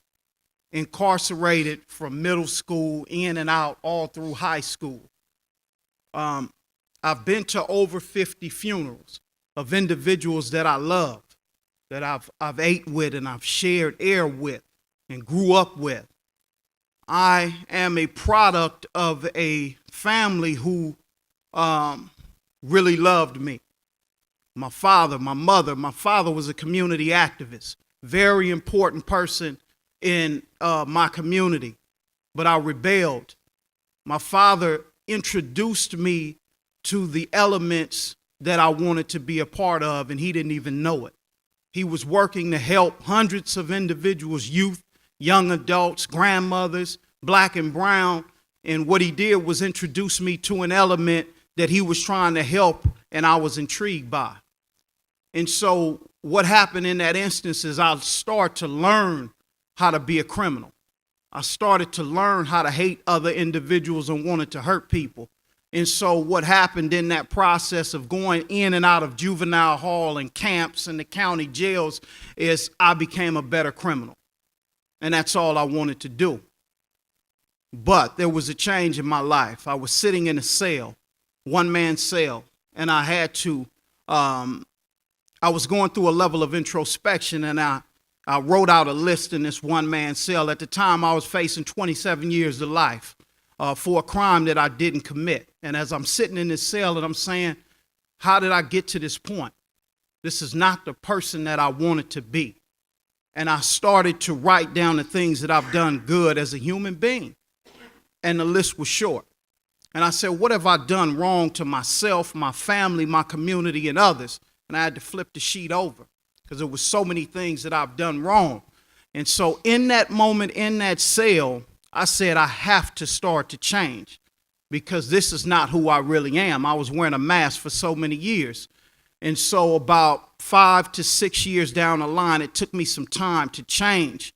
What this gentleman on the end said is true. This is a process, a continual development of many changes as you transform your life and your way of thinking to become a better human being. And so as I changed, I came up with a concept in my mind from one of my mentors, which is Jim Brown, the great Hall of Fame football player. He said, look, it's about self-improvement. Self-improvement is the basis for community development. If each individual improves themselves, then others will catch on. And so what I speak from you today is experience from a violent perspective, from being a gang member, but also being a father, being a grandfather, being with my wife over 25 years. And I'm coming from this perspective today to speak about intervention and how do we bring human beings who have been violent and how do we develop them to come back and help the community where they were engaging in chaos. And so how do you work with law enforcement? I'm a proud partner of law enforcement today, but our relationship is a little bit different. The work that we do as former gang members to create peace in the streets of Los Angeles is we don't give up criminal information about the people that we're working with. We're not trying to tell on people to get them incarcerated or put them in jail about what they're doing. Our role is to try to tap into the minds of the most violent human beings to try to get them to stand down for a minute. Give us some time to work with you. And at the same time, we're working with law enforcement to say, look, just give us some time. We understand that you have to play a role of suppression. But instead of blanketing the entire community of people who may not be the perpetrators, target the most violent individuals. But at the same time that you're targeting the most violent individuals, we'll be working with them as well. And years ago, officers said, well, every time we see you or we see your staff, they talking to the people that we're investigating. Well, that's our role. And the work that I do, we're contractually obligated to serve that population. So if you see us at the dope house, if you see us at the park with the guys that you're looking for, that's when you know folks like me are doing their job. But at the same time, we're not scared to sit in a room like this to talk to law enforcement about strategizing on bringing the violence down in the community. And I think in Los Angeles, that's when we started to become more successful than ever, when the paradigm shift came, where law enforcement said, you know what, we got to get into the community and start to work with you all. And folks like myself said, you know what, we have to start working with you as well.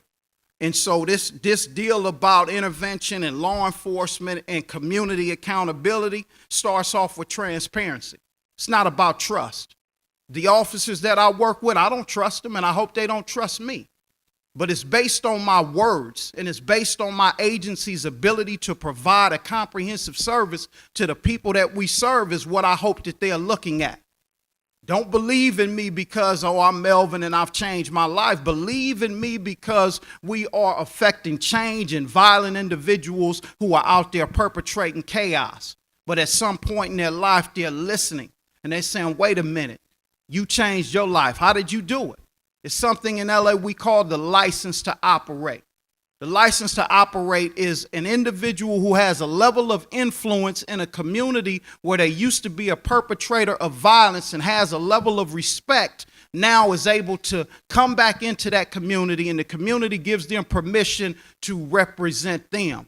So when violence is taking place in that community, that person with the license to operate goes in, and their primary purpose is to reduce the retaliatory shootings back and forth with these situations. And we're here in New York. This is one of my favorite cities. But in the areas that my company serves in Los Angeles right now, there have been multiple shootings. 2 young ladies shot, one of them murdered, 3 kids. Young lady in her 20s. And my team is dealing with this back and forth chaos in a community that has been fairly peaceful in the southwest end of Los Angeles. And now all of a sudden, violence has erupted. But now if you talk to an interventionist and you say, what are your strategies? What are you going to do? Their role is to sit on the most violent individuals. But then we have to communicate with law enforcement to say, this is what we're doing. A, B, and C. We're not telling them that we're talking to Pookie, a little killer, a man. But what we're telling them is, look, we're doing our job. And law enforcement in Los Angeles understands now, whether they respect it or not. They understand our role because we have a partnership where we train law enforcement on the roles of intervention. That was a quick 8 minutes. But our understanding, education, understanding, and action is very important. And creating and building a violence reduction strategy. And once that happens and the level of communication is crisp, you start to see the manifestations of violence reduce.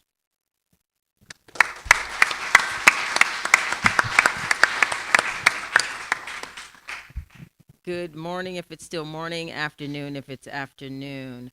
I noticed I'm the honorary woman on the panel, and so that means I've got to say something that's provocative and different. And for those of you who know me, I often do that. So I want to start out by thanking Karen and Preeti and the steering committee for having me be a participant on this panel. And I also want to start out by talking about something we haven't talked about. The fact that violence is a very effective means of controlling one's environment, and therefore it is attractive. Violence got this country where it is, right? They were indigenous people here. They were violently slaughtered and put on reservations, and we have this great nation. Violence is what we use when we go to war. Violence is what was used in Ferguson to quell what was, in fact, a fairly peaceful protest. And so as long as we recognize that there is power in violence, we then must focus on how do we diffuse, how do we take away, what alternate tools do we give people to affect the kinds of goals that they'd like to achieve without engaging in violence? Because if we can't do that, this is all, we'll have this conversation, this conference again a few weeks from now, a few months from now, and a few years from now, and a few centuries from now. I also like to talk about who's not in the room. I really do have a problem speaking on behalf of other people. And so there are folks who experience violence on a daily basis, who live in highly policed communities, who are not in this room. I want Man, and Killer in here. I want some young people with sagging pants, as much as I hate them, to be in this room. Because, not the people, but the sagging pants. Because one of the most powerful events, I run the Center on Race, Crime, and Justice here, and one of the most powerful events we had around Stop and Frisk was a panel of young people talking about how that practice was affecting their life. The audience didn't want to leave the room because for the first time, they were hearing directly from those young people how a practice that people, regardless of where you stand on either side of that issue, people thought they knew what was best for the young people. And quite frankly, that's who we police the most. And that's who, based on the conversation, we've been talking about young people's violence in particular when we talk about gang activity. The other people who aren't in the room are white people who are talking about how violence has affected their lives. The young white teens who are engaging in violence, sometimes against themselves, very often against their peers, and very often against adults. All the stats, or most of the stats about who goes into schools and shoot up innocent people involve white, young, disaffected folks. And the kinds of strategies that have been used to address those, the positive strategies that have been used to address those issues are definitely things we could adopt in the urban community. Because there's a way in which the common humanity of people get lost in this conversation when we decide that Man, and Ray, and whoever else are the bad people. And I loved a lot of the approaches that have already been talked about, and many of my comments have been already taken. The Advancement Project, when I look at the presentation, I think they've got it set. And so why are we here? We just go and we do that everywhere. One of the things I have in my notes is it's not a one-size-fit-all approach. So the very first thing we need to do is something that Val Demings did when she was the chief of police in Orlando, and she had a quadruple or triple murder in a housing project. She went in and she asked the people who lived in that building, what do you think the problem is? And as a former prosecutor, I want to direct most of my comments to the police because I worked with them on a daily basis and I saw things that were very disturbing. And I teach police officers here at John Jay, and I see things that are very disturbing. So someone's already said the police have to be humble. The police have to listen. The police have to not say, we know what's best for you people.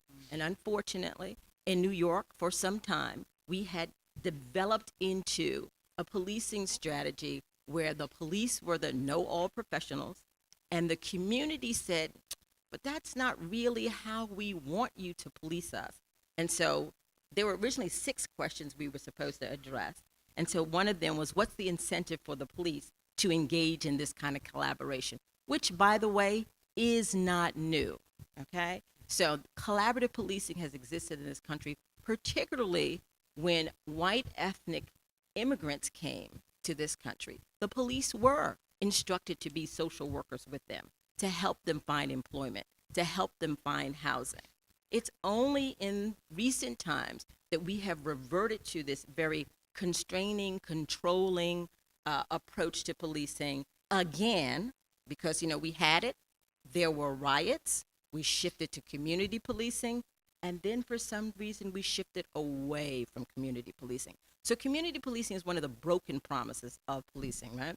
But so in terms of the incentive for the police, the UK, the folks in the UK, and not that they don't have problems, talk about policing by consent and the notion of policing as a public service, which it is. That's a very different kind of languaging than some of the recent strategies that we've engaged in terms of policing.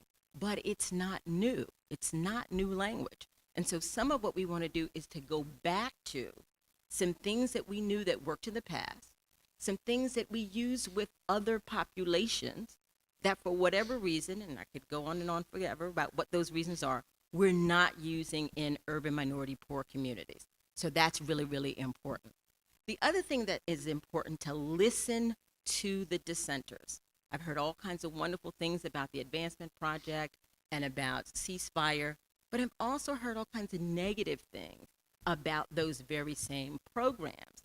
And so we've got to listen to the folks who are the dissenters. Don't dismiss them, don't discount them, and then incorporate their input into what should be an always changing strategy that is tailored to the particular community that you're working with or in. And if we don't do that, the hour that's in the title for this particular conference, Our Democracy, it immediately struck me as false. Who is this hour?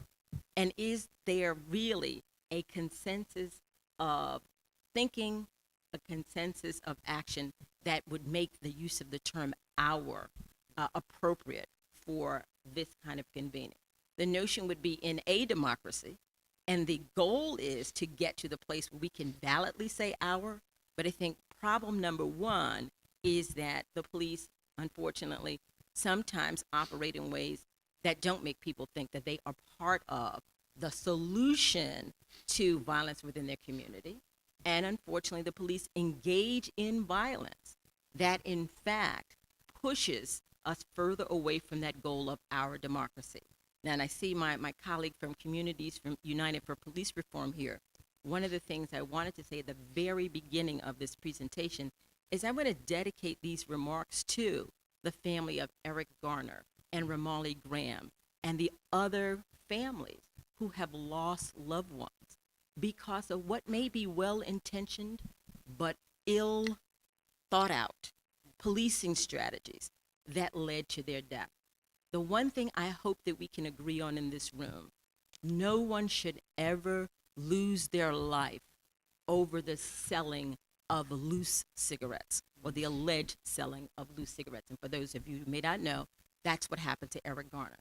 We are in a really, really bad place if we cannot agree that that's not the kind of thing people should lose their life over. And if we can't reach consensus on that, my panelist who was talking about philosophy, we may as well stand up now and leave this room because our minds are in places that we're only fooling ourselves to think that we have a collaboration, that we can achieve a collaboration because there's a commonness of humanity that is missing. And so I don't know how many minutes I have left, and I got lots and lots of things here. And so I'm just going to kind of flip to some of my points. Just that, about 1.5 more minutes. I got 1.5 more minutes.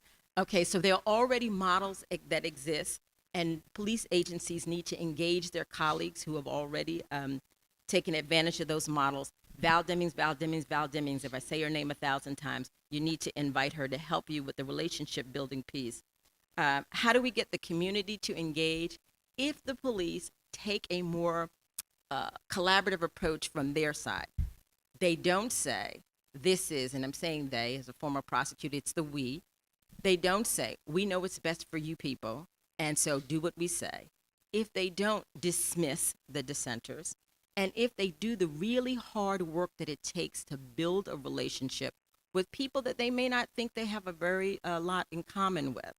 And so there's a Southern, we've had ministers and all kinds of interesting things. So I'm from the South originally. I'm a preacher's kid, Pastor McBride. There's a Southern saying that you get more flies with honey than with vinegar. So save the vinegar for the few. We've heard that lots of times, right? The few who need it. But be willing to take the time to discern those who may be in need of the vinegar from those who do not. If you do that, those who have received the honey will help you with those who may need the vinegar. And so it's not an entrenched culture that Black people or Latino people won't snitch. That culture developed over time from poor police treatment of the people who were snitching and the people who were being snitched upon. And so my very last thing is, if the police would start to snitch on each other when they behave badly, that might be a really good step forward for addressing police violence against the community. Thank you.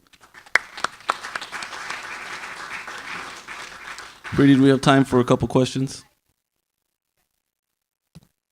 Okay, for a couple of questions. Just feel free to raise your hand, not a problem. Okay.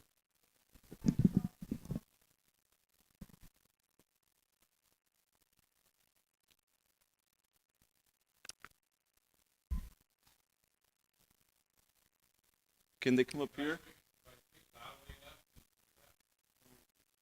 I'll repeat the question.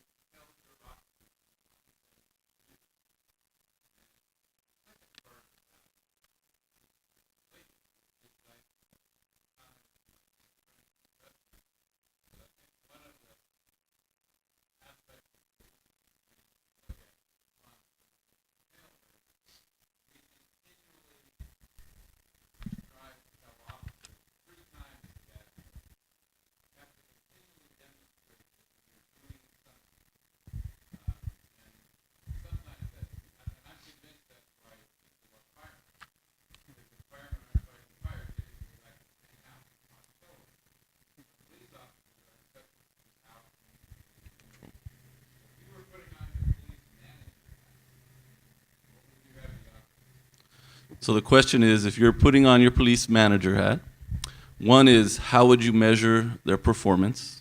And then two is, what would you have them do in the time in between?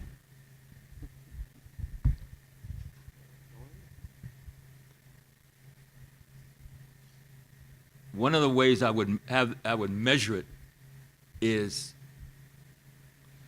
by how many people have you talked to and spent more than 5 or 10 minutes talking to each day. I would not ask them, I would not measure them by arrests at all. 2 is how many people, how much time have you spent out of your car today? Once they got in their cars, it became a different world. And 3, I would make it mandatory for officers, whether they have been in a shooting or not, to talk to shrinks. And any feedback I got from the sergeants or the field TOs of people being woofed on for going for a shrink, I would punish ruthlessly. We have one more response from the panel. Okay, since Dr. my Brown. name was mentioned directly, so in these notes I would change the whole orientation of the management from, how do I just bring down crime to how can I help the community? And I would ask my officers to go out and start from that proposition. How can I help you today in the community? And as was mentioned, rather than base promotions and transfers and all kinds of good things on the number of arrests, in addition to arrests, good arrests, because that's the important thing, I would reward officers for community service. And it's not a new model. Alpert and Dunham talked about this some time ago, that part of the training for police officers should be how the community responds or reacts to them when they're in the recruit process. Dean Esserman is here from New Haven. One of the previous chiefs in New Haven used to have young people interview new recruits as part of the decision making about whether this is somebody who's going to be good on the department.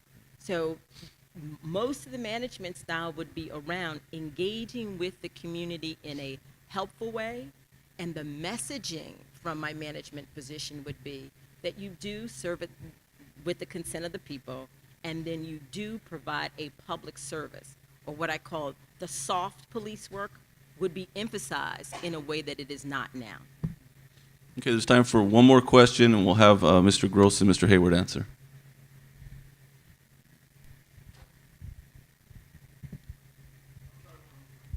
Yes, sir.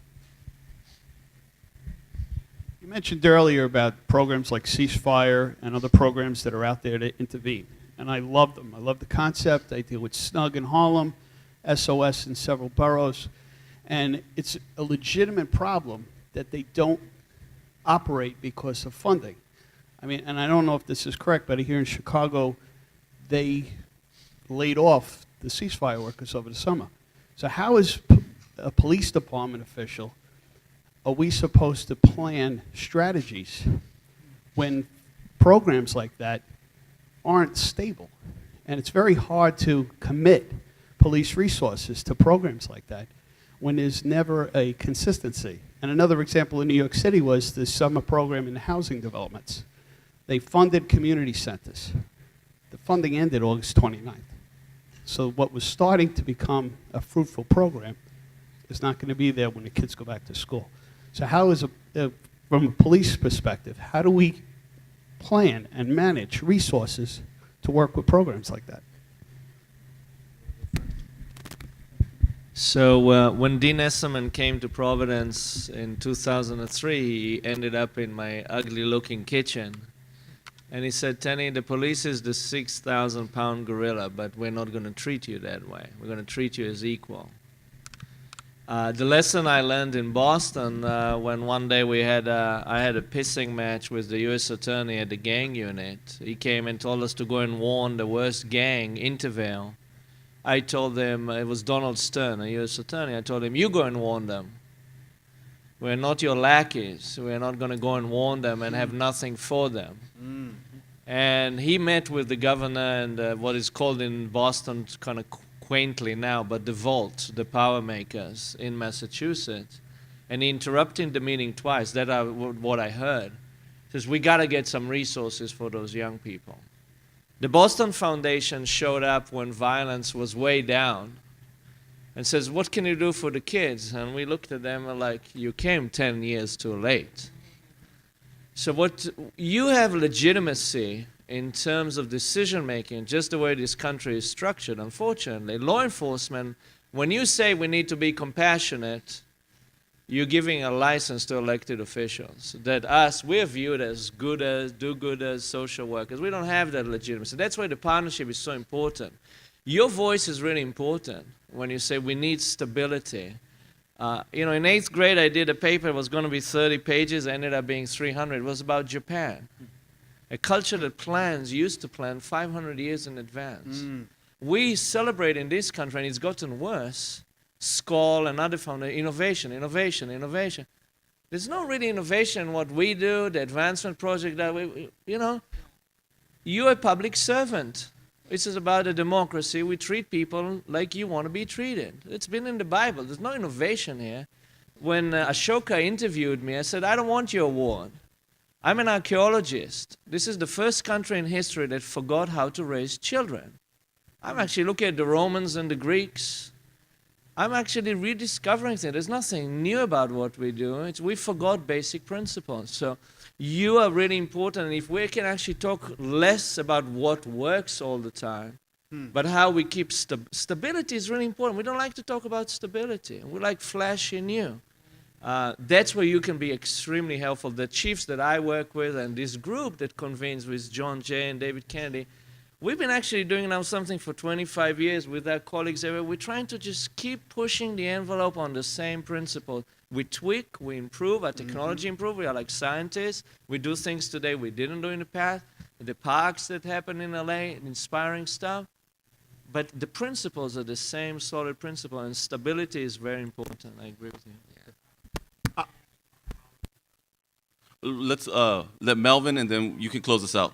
I'll say in Los Angeles, as an example, there was a time where the grid office was going to take a hit in the budget for actually agencies in the city providing services, and law enforcement was one of the groups that was at the city hall hearing saying that we cannot have this cut take place. And so knowing that LAPD in Los Angeles is so important, and the power they have, them being in the room in front of city council, along with 100, 120 intervention workers, along with other supporters, that alone helped us secure the resource, and we didn't receive the cut that year. So I think just having that relationship along with supporting the move and the partnership, I think would help tremendously. And can I just add, because I do have some research here from the Cure Violence approach here in New York City, is a variation on ceasefire. And that's a mechanism where the community itself really does take responsibility for the violence prevention work. And you will see less of an issue with volatile funding if the community can, in fact, adopt the kinds of approaches where they do the hard work, and only in extreme cases do they get the police involved. Thank you. You want to close this out? We can get to break. I didn't mean to hold everybody. No, not a problem. The answer to my colleague is, now I'll tell you what I did with my Homeland Security and Justice Department grant. I gave it to the street outreach workers. If you need them that bad, stop bitching about it and pay for them. Well said. Let's give our panel a round of applause.